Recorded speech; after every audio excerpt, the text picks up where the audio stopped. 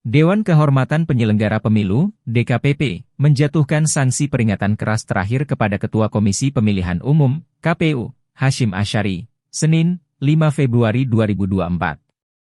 Hasyim dinilai melanggar kode etik karena memproses pendaftaran Gibran Rakabuming Raka sebagai calon wakil presiden, tanpa mengubah syarat usia minimum Capres-Cawapres pada Peraturan KPU Nomor 19 Tahun 2023 sesuai putusan Mahkamah Konstitusi, MK, Nomor 90 PU 21/2023. Hasyim Asyari sebagai teradu satu terbukti melakukan pelanggaran kode etik dan pedoman perilaku penyelenggara pemilu, kata Ketua DKPP Hedi Lugito saat membacakan putusan sidang di Jakarta.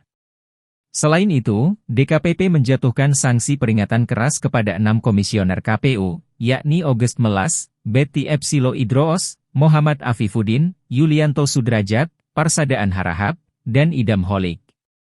Dalam pertimbangan putusan yang dibacakan oleh anggota DKPP Idewa Kadewiyarsa Rakasandi, KPU seharusnya segera melakukan konsultasi dengan Dewan Perwakilan Rakyat, DPR, dan pemerintah setelah putusan MK Nomor 90 PU 21/2023 pada 16 Oktober 2023. Ini diperlukan agar Peraturan KPU Nomor 19 Tahun 2023 selaku aturan teknis Pilpres bisa segera direvisi akibat dampak putusan MK. Para teradu baru mengajukan konsultasi kepada DPR pada 23 Oktober 2023, atau 7 hari setelah putusan MK diucapkan, kata Wiyarsa. Menurut Wiyarsa, dalam persidangan para teradu berdalih baru mengirimkan surat pada 23 Oktober 2023 karena DPR sedang dalam masa reses. Akan tetapi, kata Wiyarsa, alasan dari KPU terkait keterlambatan permohonan konsultasi dengan DPR dan pemerintah setelah putusan MK tidak tepat.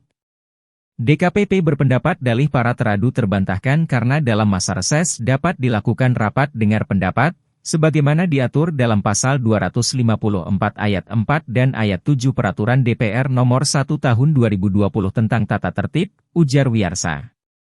Selain itu, kata Wiyarsa, DKPP menyatakan sikap para komisioner KPU yang terlebih dulu menyurati pimpinan partai politik setelah putusan MK tentang syarat batas usia Capres-Cawapres itu terbit ketimbang melakukan konsultasi dengan DPR dan pemerintah juga menyimpang dari peraturan KPU.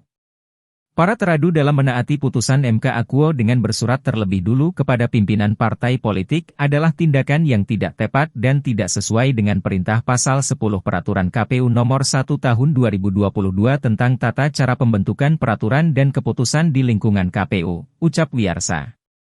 Para teradu seharusnya responsif terhadap kebutuhan pengaturan tahapan pencalonan presiden dan wakil presiden 2024 pasca putusan Mahkamah Konstitusi Akuo karena telah terjadi perubahan terhadap syarat Capres-Cawapres untuk tahun 2024, ujar Wiyarsa.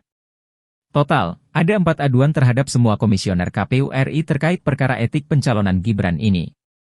Keempat perkara tersebut diadukan oleh Demas Brian Wicaksono, perkara nomor 135, Pake, DKPP, 21/2023, Iman Munandar B, perkara nomor 136, Pake, DKPP, 21/2023, PH Haryanto, perkara nomor 137, Pake, DKPP, 21/2023, dan Rumondang Damanik, perkara nomor 141, Pake, DKPP, 21/2023.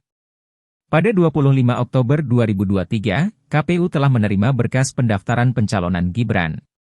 Padahal, berdasarkan Peraturan KPU, PKPU, Nomor 19 Tahun 2023 yang ketika itu belum direvisi, Gibran tidak memenuhi syarat karena belum berusia 40 tahun. 8. Saya ulangi, 9. Memerintahkan Komisi Pemilihan Umum untuk melaksanakan putusan ini paling lama 7 hari sejak putusan ini dibacakan. 10. Memerintahkan Badan Pengawas Pemilihan Umum untuk mengawasi pelaksanaan putusan ini.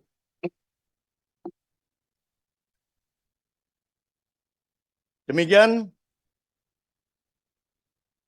diputuskan dalam rapat pleno oleh 5 anggota Dewan Kehormatan Penyelenggara Pemilu, yakni Hedi Lugito selaku Ketua Merangkap Anggota, J. Kristiadi, Ratna Dewi Pitalolo, Idewa Kadek Wiarsara Kasandi, Muhammad Tio Aliansah, masing-masing sebagai anggota pada hari Kamis, tanggal 18 bulan Januari tahun 2024 dan dibacakan dalam sidang kode etik terbuka untuk umum pada hari ini, Senin, tanggal 5 bulan Februari tahun 2024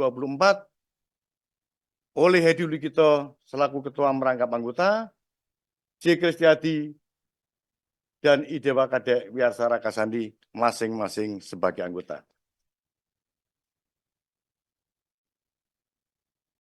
Halo, selamat berjumpa dengan saya Anika, pembaca berita podcastnews.id. Saksikan terus konten-konten menarik dari kami. Jangan lupa subscribe, like, dan komen. Terima kasih.